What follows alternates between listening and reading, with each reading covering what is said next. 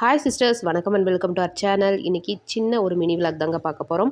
புரட்டாசி சனிக்கிழமை நம்ம வீட்டில் இருக்கக்கூடிய பெருமாளுக்கு மாவிளக்கு தீபம் வழிபாடு செய்திருந்தேன். அதை தான் இந்த வீடியோவில் நம்ம பார்க்க போகிறோம். மாவிளக்கு செய்கிறது ஈஸி தான். அரிசி மாவை எடுத்துகிட்டு அதில் கொஞ்சம் வெல்லம், ஏலக்காய் தூள், அப்புறம் பால் இல்லாட்டி தண்ணி ஊற்றி நம்ம இந்த மாதிரி சப்பாத்தி மாவு பதத்துக்கு பிசைஞ்சு எடுத்து இந்த மாதிரி விளக்கு பண்ணிவிட்டு, பெருமாள்னாவே என்ன நாமம் தானே, அழகாக மஞ்சள் குங்குமத்தில் நாமம் போட்டுக்கலாம். ஒரு தாம்பூலத்தில் பச்சரிசி மஞ்சள் குங்குமம் போட்டு அதுக்கு மேலே வெற்றிலை வச்சு அதுக்கும் மஞ்சள் குங்குமம் வச்சு நம்ம செய்த மாவிளக்கு அந்த தீபத்தை வச்சு அழகாக நெய் ஊற்றி ஏற்றினீங்க அப்படின்னா ரொம்பவுமே சிறப்பு. இல்லைன்னா நல்லெண்ணெய் தீபம் கூட ஏற்றி வழிபட்டுக்கலாம். இந்த புரட்டாசி சனிக்கிழமை அன்னைக்கு பெருமாளுக்கு மாவிளக்கு தீபம் ஏற்றி மன நிறைவாக இந்த புரட்டாசி சனிக்கிழமை வழிபாடு முடிஞ்சது.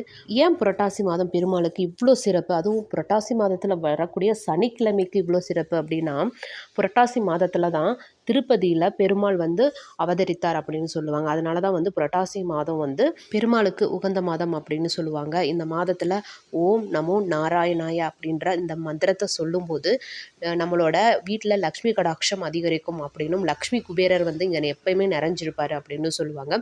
அன்னைக்கே நம்ம வீட்டில் இருக்கக்கூடிய அன்னலக்ஷ்மி தாயாருக்கும் நான் பூஜை முடிச்சிட்டேன். மன திருப்தியாக அன்னலக்ஷ்மி தாயாருக்கும் பூஜை முடிஞ்சது. பெருமாளுக்கும் நான் பூஜை பண்ணிட்டேன்.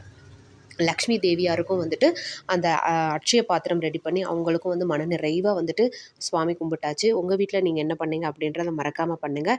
இன்னும் நீங்கள் பெருமாளுக்கு மாவிளக்கு தீபம் ஏற்றி வழிபடலை, தழுக போடலை அப்படின்னா மறக்காமல் அடுத்து வரக்கூடிய சனிக்கிழமைகளை தவற விடாமல் பெருமாளை வழிபட்டு சகல சௌபாகியத்தையும் பெறுங்க. உங்களுக்கு பெருமாளை ரொம்ப பிடிக்கும் அப்படின்னா மறக்காமல் இந்த வீடியோவுக்கு ஒரு லைக்கை போட்டுட்டு ஓம் நமோ நாராயணாய அப்படின்னு கமெண்ட் பண்ணுங்கள். ஓகே, அடுத்த ஒரு சூப்பரான ஒரு வீடியோவில் உங்களை நான் சந்திக்கிறேன். நன்றி.